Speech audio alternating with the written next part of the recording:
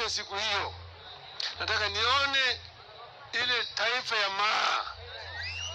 maa ikimiminika Nairobi, vile wanakuwa na shuka na rungu wakiingia kule ndani na wakisema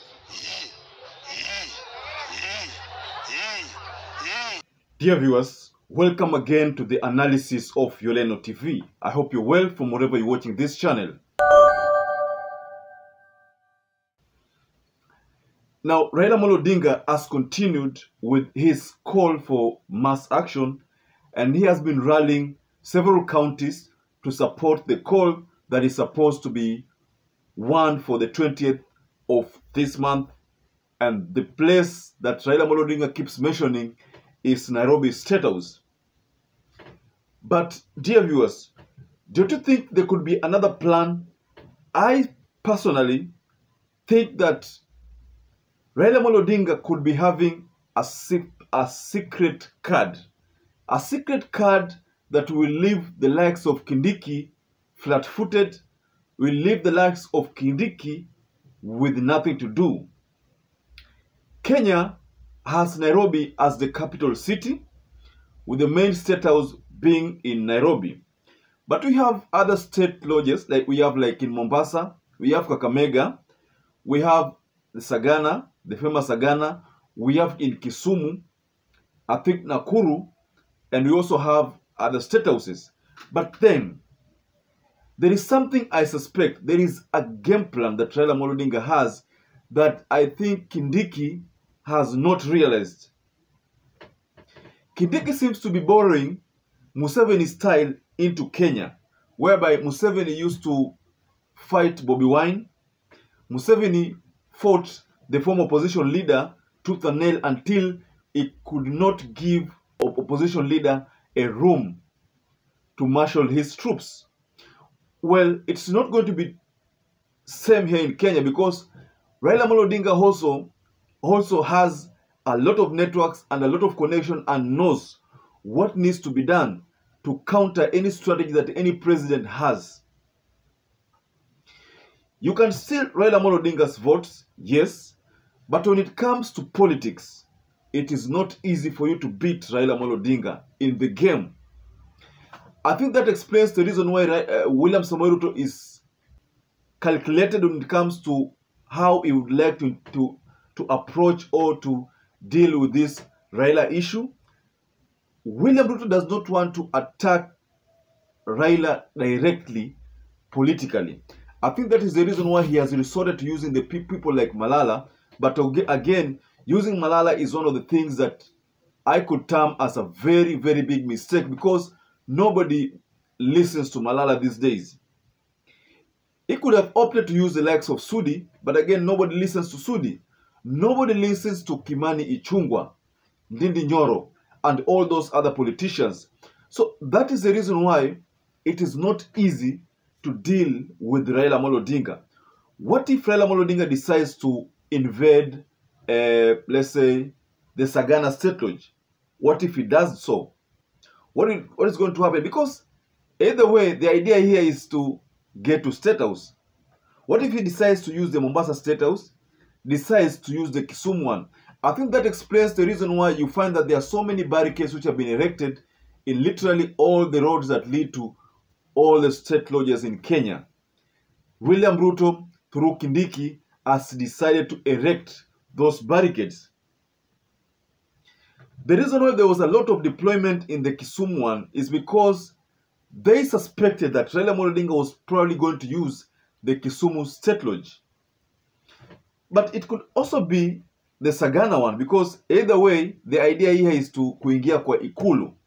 Raila anaweza mwa kuingia kwa ikulu through ikulu ya Mombasa, ikulu ya Nakuru, ikulu ya Kisumu, ikulu ya Sagana huko. So either way, atakuwa ameingia kwa ikulu. So I think this is why I suspect there's a secret card that Raila holds here.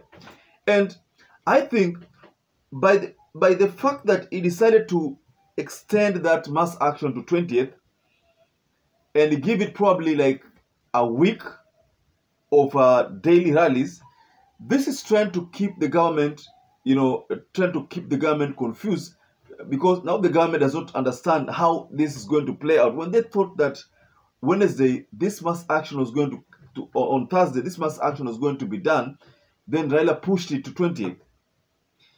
Raila might even decide that no, we are going to give it more time. Let's push it to 30th. Let's push it to 4th of probably April. Let's push it to 20th of May. Let's push it to August. Let's push it to January of 2024. Any of those can still be the case here, because the idea here is to pile more pressure and give these people little room to strategize. I think the strategy of Kindiki will not work, because he thinks that there will be those skirmishes and then they will tear gas these people, and then they'll probably use that hot water to disperse the crowds. Probably there's a different strategy here. Maybe Raila Amolo can decide to use the idea that I've fronted here of any state house. So if, for instance, if Kindiki decides that let me deploy a lot of contingent of police in Nairobi, and then Raila decides that no, I'm going to use the Nakuru one. You see, hapo itakuwa Kindiki ameachwa flat-footed with nothing to do. There is something that I noticed in, I think it was yesterday's rally at Migori County, whereby it is either Junet Mohammed or Wajakoya. One of them said that hata hapo kwa force kuna watu wetu wa Azimio. That meant a lot of sense, that hata hapo kwa force kuna watu wetu pia, because that means you might decide to tell the police to do A. Well, whatever you're asking the police to do, the police are not happy with it, because the people you've called for that mission, part of them are in Azimio, some of them are in Kenya Kwanza, and probably some of them are still allied to Uhuru Muigai Kenyatta. So maybe Kindiki's plan might not work because of those kind of alienations. Alienations that mean there are some police people who are aligned to other leaders.